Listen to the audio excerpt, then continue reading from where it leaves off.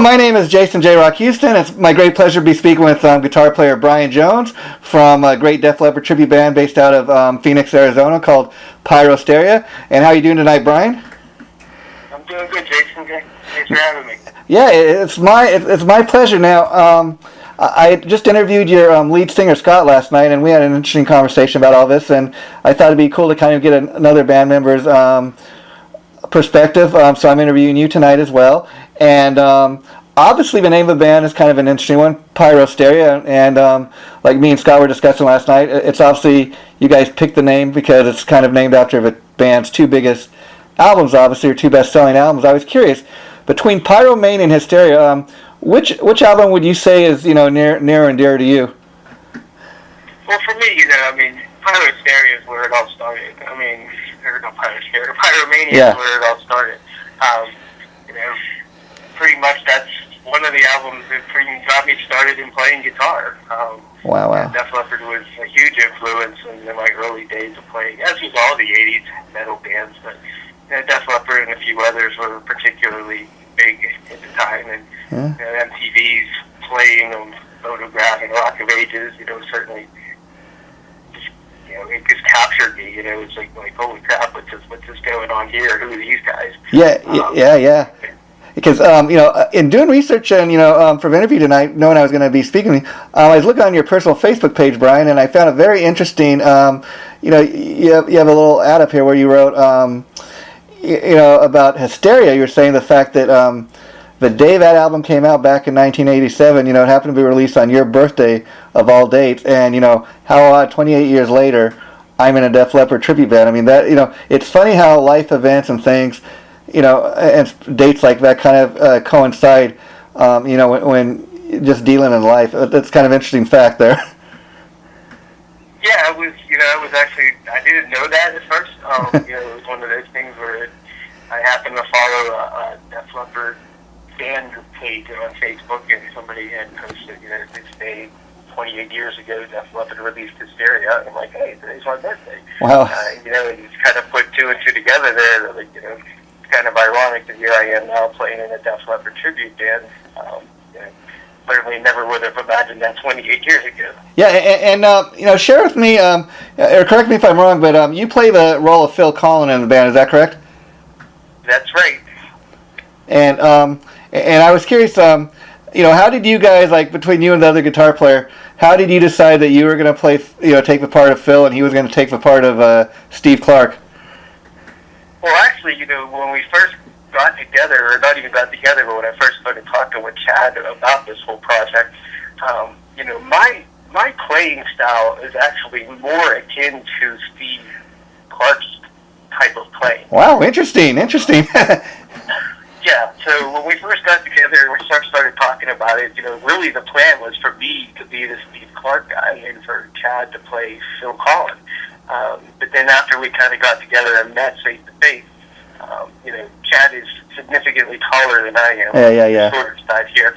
And so just from the appearance person of it, it made more sense for me to be the Phil Collen character. Well, from there, we kind of just took it. But it's interesting because, even though we each play, their particular roles within the band, the musical passages, we kind of interchange a bit. We don't stick true to me always playing Phil's parts. Chad always playing Steve's parts. So a lot of times I actually will be playing what Steve would have been playing on the album, and vice versa. So we tried to be as true to the original as possible, but just because from the get-go it was sort of the way things worked out, it just kind of ran with it. It's kind of interesting that when you stop and think about all that goes, the thought process and everything that goes on, in putting together a successful tribute band. I mean, most people just think, they're just gonna, he's a lead guitar player, he's gonna dress up the part as Steve Clark and that. But it's amazing, like you would even stop and think, well, Chad, he's a little more taller, so he'd be more convincible in the role of Steve Clark. It's just amazing that all the the thought process and all the homework. I mean, I don't think people realize probably before you guys played your first show, you'd have to go into rehearsal probably, like kind of like dress rehearsal. Okay, let's find some, costumes that look authentic. Let's try to get that we're an authentic Def Leppard tribute band. Let's do more than just get up in our jeans and t-shirts and play this stuff. I bet you guys spent hours just going on YouTube and stuff and studying the videos, Yeah,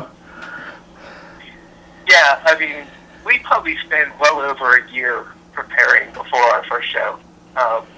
There was a lot of work that went into this, and much more than I ever anticipated. That's for me. This is the first time I've ever been in a tribute band. Yeah. So it was kind of a new experience for me altogether. And once you kind of really came to the conclusion that we were going to do this, and this was happening, and I was definitely in the band. Obviously the easy part was getting the guitars. Just going out and buying instruments that were matching what those guys played, in the time. Yeah. But then from there, just even costumes.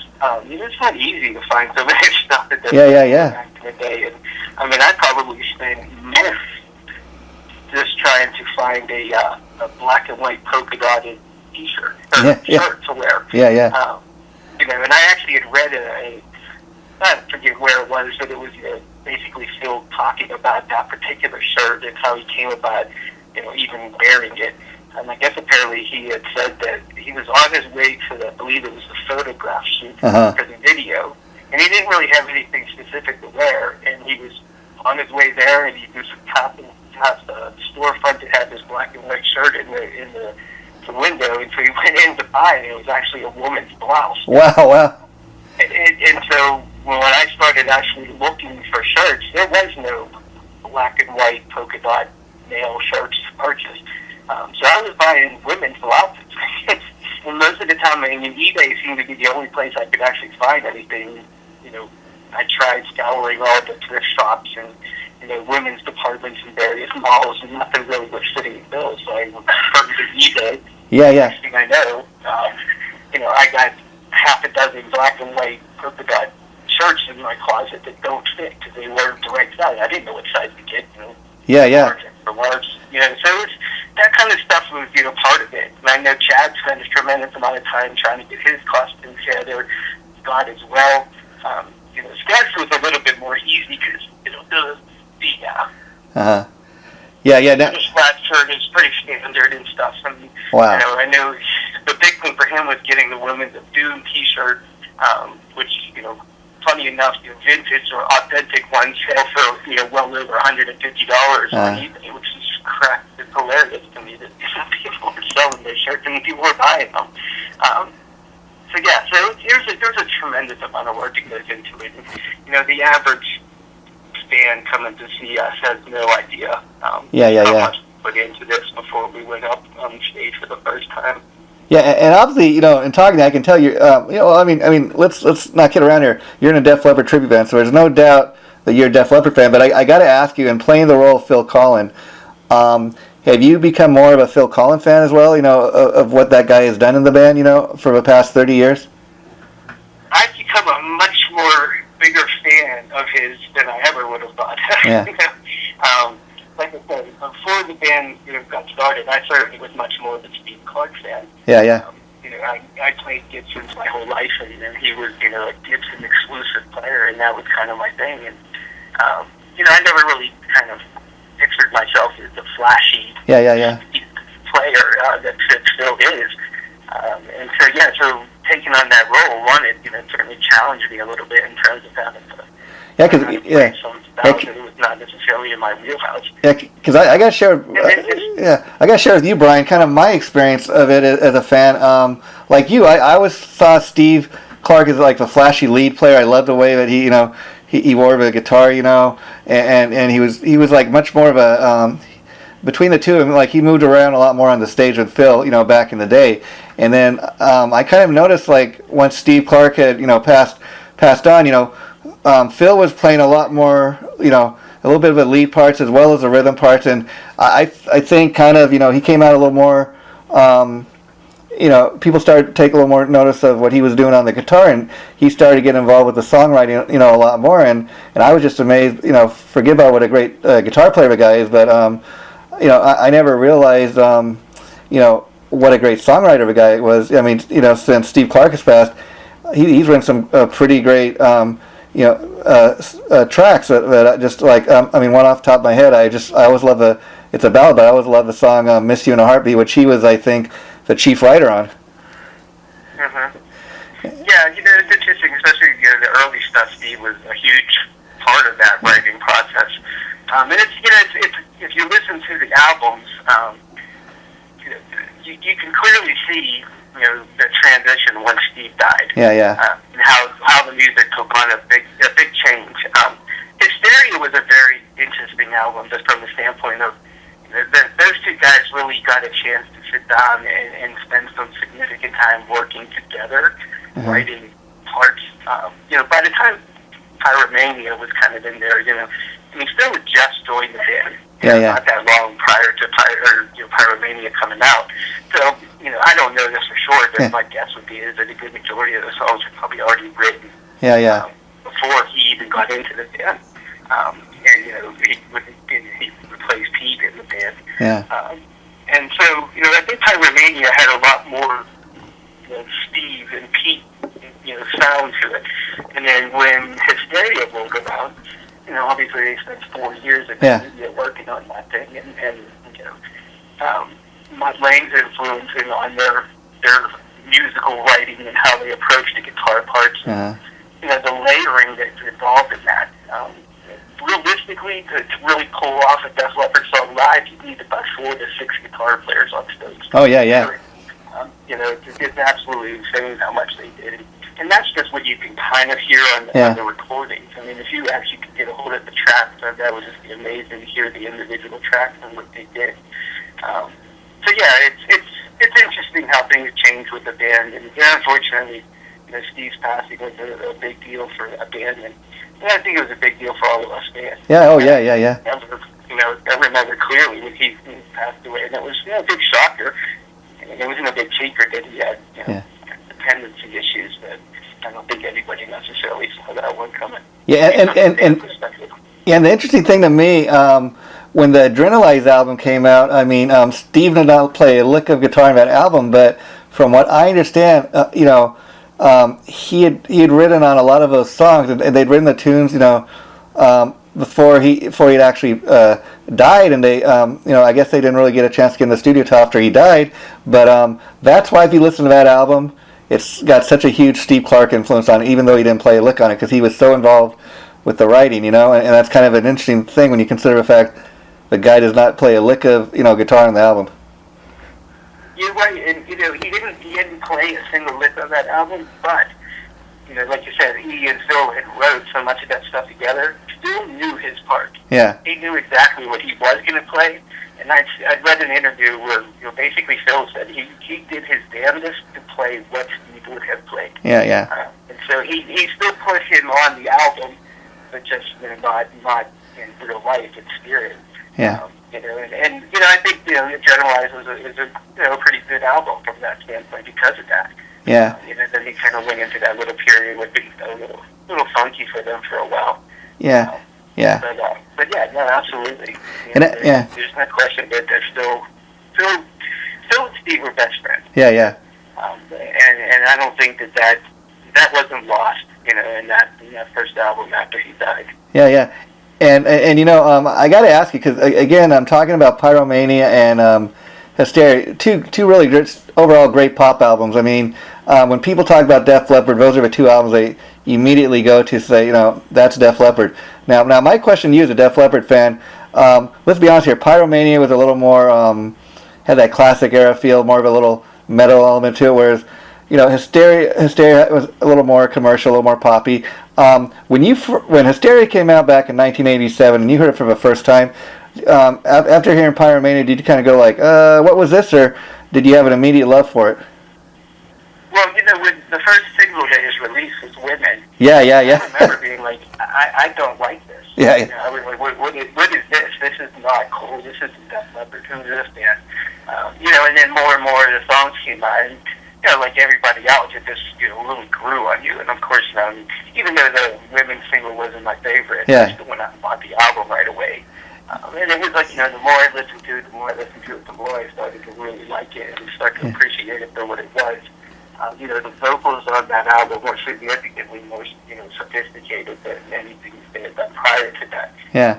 Not necessarily lyrically, but just the harmonies that were involved with it was pretty intense. And another challenge for us as a tribute band to pull off the vocals in this band.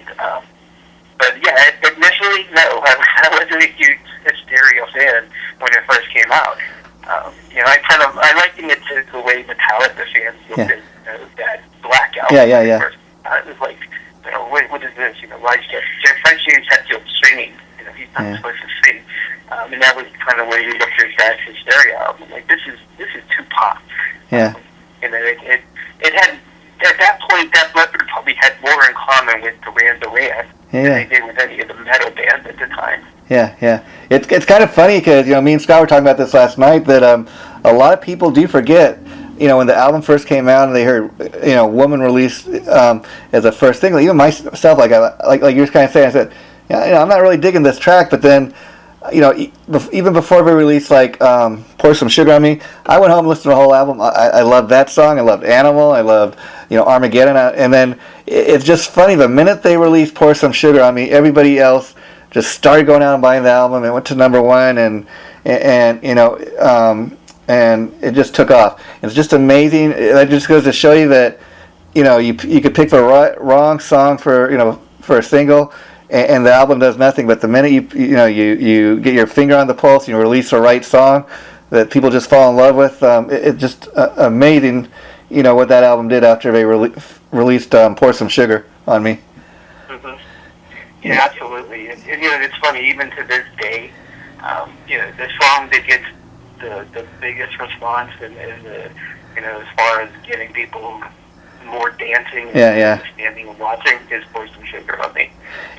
It's one of those tunes that and so people still love it, even though it's as old as it is now. And so getting back to Pyrosteria, I got to ask, when the band first came together, did you know of other guys in the band? Did you see an ad and go down and audition for a band? What was the process as far as you joining up with these guys? Well, basically, I saw an ad on Craigslist. Chad put an ad up looking for players for a Def Leppard tribute band, and up to that point, my family and I had moved to Phoenix in 2009. I probably hooked up with these guys in 2013, I think it was. Uh-huh. So I've been living in Phoenix for a while, but I really hadn't been playing. Yeah. My son was just born a little bit before we moved here, and so I had been playing in bands pretty much nonstop up until we moved. Wow. So when we moved here, I just said, I'm just going to take a little hiatus away from this. I'm going to do the dad thing and just kind of focus on the family for a while. And then after a couple years, started getting the itch to start playing again. And the first foray out into trying to play again, actually auditioned for a Motley Crue tribute band. Wow. And I just kind of made a big, huge mistake assuming that I could just pick up the instrument and start playing after having not really touched it for a good 3 or 4 years. Wow. And I remember going to the audition and been playing with those guys from the Motley Crue tribute band. And about 3 songs into it, I just stopped. Wow. And they looked at me and I said, looked at the guys, I was like, if I was you, I would not hire me. I was like, I am playing horribly right now. I'm like, I'm much better than this, but not at this moment. I need to get back into the woodshed and practice and get my chops back. So I kind of walked away from that. And, I wasn't really feeling the Motley Crue thing. I was like, okay, this might be interesting, but it just wasn't really your thing. It wasn't turning me on enough to really make me want to, practice. But at the same time, it kind of lit a little fire under you. It kind of inspired you to go back and kind of relearn your instrument and get the practice you needed, so you could be doing what you're doing now. Now, let me ask you. I assume, like a lot of musicians, like you said, you've been in bands, off and on throughout your life. Now, I assume, like a lot of musicians, you've done the original music scene. So, when you got to a point where you picked up your guitar again and you got to the level that, okay, I'm ready to see about joining another band, did you ever have any desire to do the original music thing, or what was the point where you thought, you know what, I think I'm gonna give it a shot trying to be part of a tribute band? What was that thought process like? Well, I had done the original music thing in the past. Originally from Pennsylvania, and so a band I've been in a couple of different bands that did all original music. And, all original music is challenging. Yeah. Play it live. Because, quite honestly, there's not too many venues that are interested in hearing your music. They're bar established. Yeah. It wants you to keep patrons in the building so they keep drinking. And your original music isn't going to do that more often than not. So I really wasn't interested in trying to do that original music thing when I first got back to playing, just because I just didn't want to deal with that. And let me ask you, Brian, a lot of guys I interview, they tell me, kind of what their experience is I spent several years doing the original music thing, but, what I found out was it might take you 5 or 6 years, if even that, till you have any hope of having maybe a hit single, so you're spending a lot of, 6 or 7 years just trying to build up your career. A lot of people come to the club, they've never heard of your band, they don't know, until they see you in concert, they have no idea what the songs are about, or, just aren't familiar with the stuff. But like being at a Def Leppard tribute, like Pyrosteria, you kind of have a built-in fan base. People come to a show, they know the songs they're going to hear, or, they have a pretty good idea they're going to hear Pour Some Sugar on Me or Photograph. So that's one thing you guys got going. You got a built-in fan base here. Yeah, absolutely. It's easy, because quite honestly, I mean, Def Leppard is a so popular band today, and it was no mistake, honestly, that Chad and myself even kind of wanted to do the Def Leppard thing as opposed to some other band. Certainly because when you go out and you see any band, you're going to see even Scott's other band, Rock Hard. Go out and see those guys play. They play a variety of music from that same era. Yeah. The music that tends to get the most excitement is the Def Leppard song. And let's, the girls on the floor and get them dancing. And so it just made sense to be Def Leppard. Like you said, there's an enormous fan base for them. And let's be honest. I mean, after a 30-year career, 30-plus year career, who hasn't heard a Def Leppard song on the radio? Who, even if you're not a hardcore Def Leppard fan like you and me, Brian, who can't say they've heard Pour Some Sugar on Me or Hysteria or, Armageddon? Yeah, no, exactly. I mean, there's a reason why that album is 12 times platinum. Yeah. I mean, it's got a ton of hits on it. You pretty much have to have been living in a cave if you don't know one of those songs. And so I imagine too, when you guys first got the band together, a lot of times you get bands together with friends or guys you grew up with, but not having any prior experience with these guys or knowing them from a hole in the wall. The fact that you guys formed this tribute band together, you all have a love for Def Leppard, so to speak. It's got to be a great bonding experience, or a great way to, it all gives you guys something in common. Yeah, when we first got together, especially because we were spending a pretty significant amount of time together working on, just practicing, working on the vocals, and hell, even going out wig shopping. So we spent a lot of time together, before we ever, started to play. So yeah, there were a lot of friendships that were born there. And for a little while, we were rehearsing at Chad's house because the drummer, who was the original drummer, he was playing a strictly electric kit. Wow. And it's just like, actually, it was a very, very close kit to what Rick was playing on the Hysteria tour. And so that allowed us to actually practice at someone's house. We went direct line out of, amp simulators into a PA, we had in-ear monitors. So for the most part, other than hearing some sticks hitting rubber pads and guitars that weren't amplified, you can have a rehearsal in the house, and our wives and girlfriends would just kind of hang around and talk and do whatever, and they could do so with a normal conversation with voice without having to scream. So there was no loud guitars or drums. So we did that at Chad's house, and it would turn into a big family fest of everybody kind of hanging around together. And Chad's wife makes some awesome dinners, and it was a good chance for us all to get to really know each other. the other guys in the band did definitely know each other before. Oh, okay. For me, it was, it really, coming in as the sort of outsider. But it didn't take long for me to feel, really welcomed and part of it all. And, I'm glad that I answered the ad. Yeah. I remember when I went up and I auditioned with Chad. It was just Chad and I. I didn't audition with the whole band. It was just me and him. And when I got done, I really pleaded my case. Like, listen, Ken, Yeah. I don't know who else you're going to audition for this band, but I promise you, none of them are going to be as dedicated or as interested in it as I am. Yeah. And see, the great thing about doing a Def Leppard tribute is, I like to call this rock and roll theater, if you will, because you guys are actually dressing the part, you looking the part, you're getting the sound down, and I imagine you get this at all your shows where people come up to you and say, "Man, you guys are so dead on. You took me back to the first time I seen Def Leppard in concert, first time I heard a Def Leppard song on the radio." You have to get that. We definitely do get that, and that is exactly what we were striving for. We didn't run it just these 5 guys up there playing Def Leppard music. Because again, that would be that would be a different experience. Yeah, exactly. I mean, we really wanted to give people that sense that they were, time works back to 1987 and was seeing Def Leppard back in the day. Yeah. So that's why we spent so much time on getting the right guitars, getting the right costumes, and getting the songs right.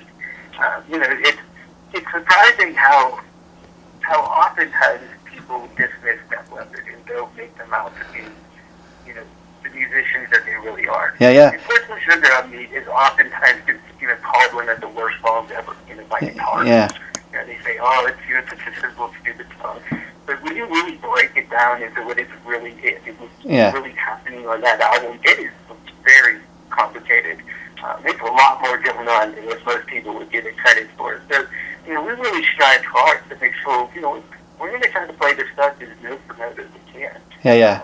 And I think that comes across in the few shows that we have played. We've gotten that exact response. People coming up and saying, you guys are awesome. You sound just like the real thing back in the day. Yeah. Basically, the side what we try to accomplish. And a guy that's been, doing the original music scene for several years now, I got to ask, once the band got off and going, I mean, after trying to make it all these years doing your own original thing, were you at all surprised to see the immediate success there is in doing a tribute band if you get the right guys together? I don't necessarily know that it was shocking. Because we all really believed in it. Yeah. We really felt that okay, this has potential. It has potential to do some really good things. I mean, we'd seen, the other Def Leppard tribute bands up there, whether it's seeing them live or seeing them on video. And, we knew what they were doing, and we knew what we were going to do. What we were going to do was so much more. And so, we really thought that, this is going to work. It's just a matter of getting it right and then, putting it out there the right way. And you seem like a very smart guy, Brian, because again, in doing the research and preparing to talk to you tonight, I went on your Facebook page and I also see another thing you do professionally is you're a physical therapist. So it's very cool that you're one of these guys that kind of had something to fall back on. So you do have a professional career on that end of it, and you're able to still go out there and play your music and do the band thing on the weekend. So I mean, how cool is that? It's awesome. The funny thing is that I am a physical therapist today because I pursued music in my early college career days. Wow. I didn't set out to be a physical therapist. That was not, my objective of coming out of high school. Wow, interesting. Yeah. And I actually, coming out of school, I was a music education major in college at the beginning of it all. And, I went up to the Berklee College of Music in Boston for a couple of years to pursue that. Wow. Wow. So, but, what happened was ultimately I was living in Boston, and this was probably 91, 92. Typical, 19-year-old college kid with no money, living in a very expensive city like Boston. And, obviously playing guitar and studying music was my main focus, but you can't do that 24/7. Yeah. To do it. so somehow or another, I got into exercising. That was, my outlet was going to some different schools in the area. Berkeley and some of the other universities in the area had sort of reciprocal. Oh, my name is Jason JROCK Houston. Once again, we've been talking to Brian Jones, the guitar player from Pyrosteria, a great Def Leppard tribute band based out of Phoenix, Arizona. Now, Brian, when our call got dropped, you were explaining how you got into being a physical therapist. Yeah, so we'll make a long story short. Basically, I ended up getting into exercise because I was too broke to do anything else while living in Boston, and after deciding that being a music teacher wasn't really what I wanted to do, let's be simple. I wanted to be a rock star. Yeah. But I was smart enough to realize I needed something to, actually make a living off of. I didn't want to, I wanted to be a musician, but I also wanted to, kind of try to live comfortably too. And so, exercise led to eventually becoming a physical therapist. And, the end result is that, I achieved exactly what I wanted to achieve at the beginning. I have a good career that allows me to do the things I want to do and support my family and do so comfortably. And then also kind of support me in doing my music things.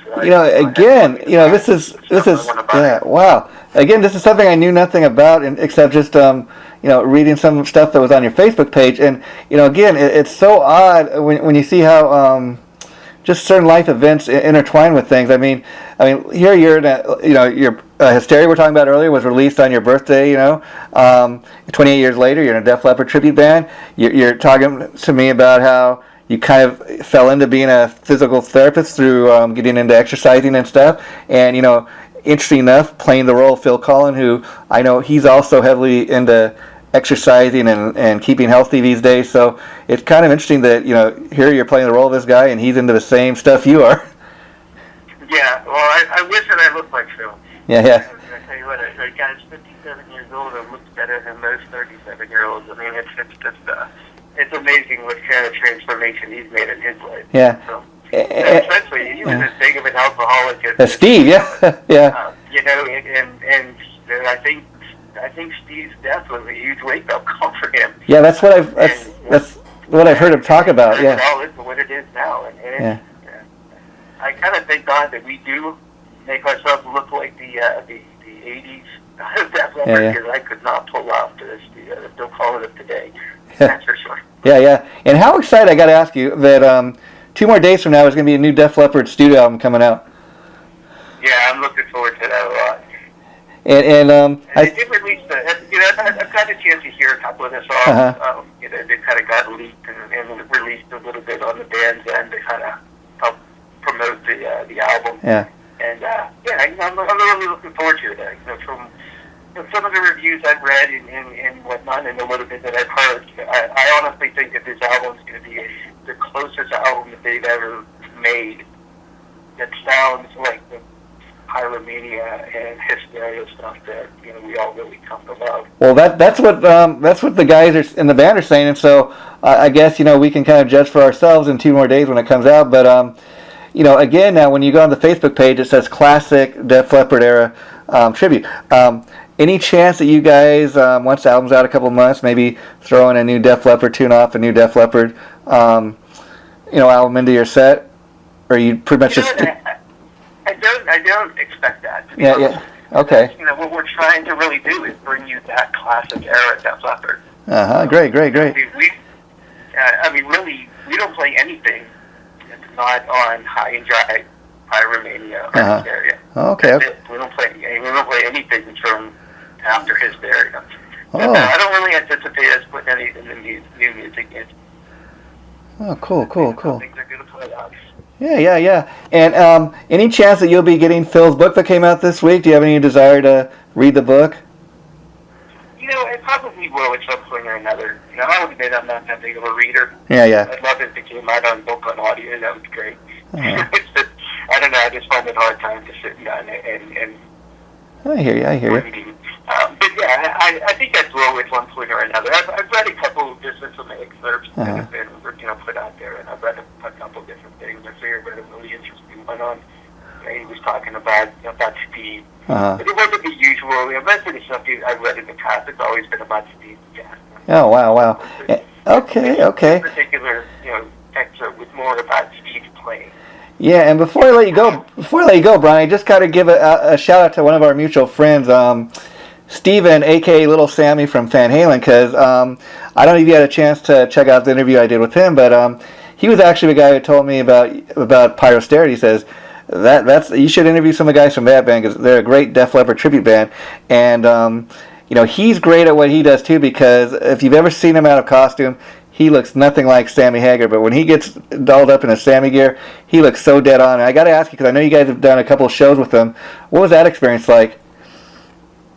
Steve is an awesome guy. I mean, he's a really, I don't know him that well personally. Yeah. We've done a couple of the shows with each other. I am friends with him on Facebook, and the guy is definitely a very Facebook posting kind of person. Yeah. And he puts some pretty significant stuff out there. I've gotten a little feel for the kind of person that he seems to be. And definitely, he's an awesome dad. Yeah. It's been fun.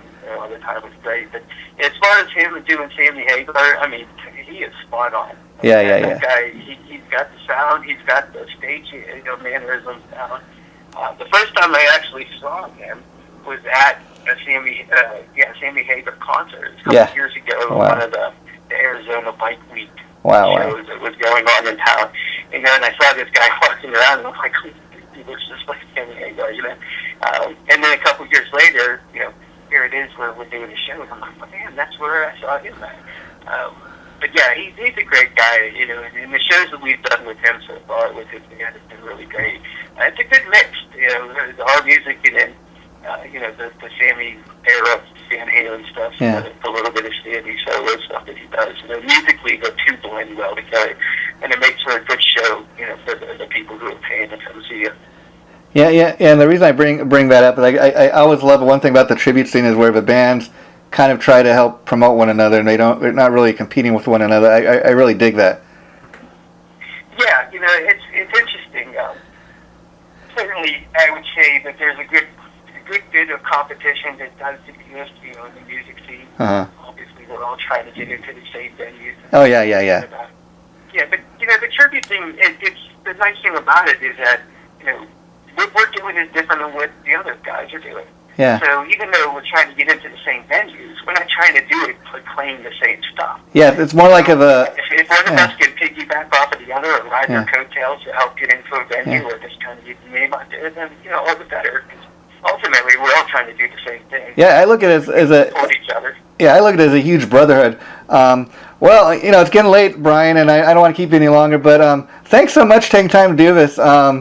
Maybe we can do this again down the line. And what I'd like to do about next time, since you're telling me Pyromania is your favorite album, maybe you can talk a little more detail about that. But thanks so much for doing this tonight. The interview will be going up probably in a week or two. I'll let you know as soon as it does. And please stay in touch, my friend. It's been great talking to you.